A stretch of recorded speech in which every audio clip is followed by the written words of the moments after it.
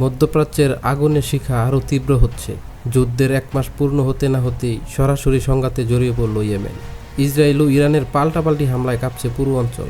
গতরাতে ইরানের রাজধানী তেহরানে বড় ধরনের হামলা চালিয়েছে ইসরায়েলি বাহিনী। লক্ষ্য ছিল ইরানের সামুদ্রিক অস্ত্র তৈরির কারখানা। এর জবাবে ইরান বসেনি, তারাও বাহরানের অ্যালুমিনিয়াম প্লান্ট এবং কুয়েত বিমানবন্দরে ড্রোন হামলা চালিয়েছে। এমনকি সৌদি আরবের আমেরিকান ঘাঁটিতেও হামলায় 12 জন মার্কিন সেনার আহত হওয়ার খবর পাওয়া যায়। সবচেয়ে বড় খবর হলো ইয়েমেনের হুতি বিদ্রোহীরা সরাসরি ইসরায়েলি ক্রুজ মিসাইল এবং ড্রোন ছুড়েছে। তারা সাফ জানিয়েছে ইসরায়েল হামলা না থামালে লোহিত সাগরে তারা আরও বড় বিপর্যয় ঘটাবে। আমেরিকার ভেতরেও উত্তেজনা তুঙ্গে।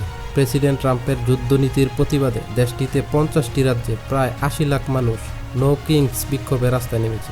অন্যদিকে কাতার ইউক্রেন একটি নতুন প্রতিরক্ষা চুক্তি সই করেছে, যা এই যুদ্ধের সমীকরণ আরও জটিল করে তুলেছে। বিশ্ব কি তবে বড় কোনো ধ্বংসের দিকে এগুচ্ছে?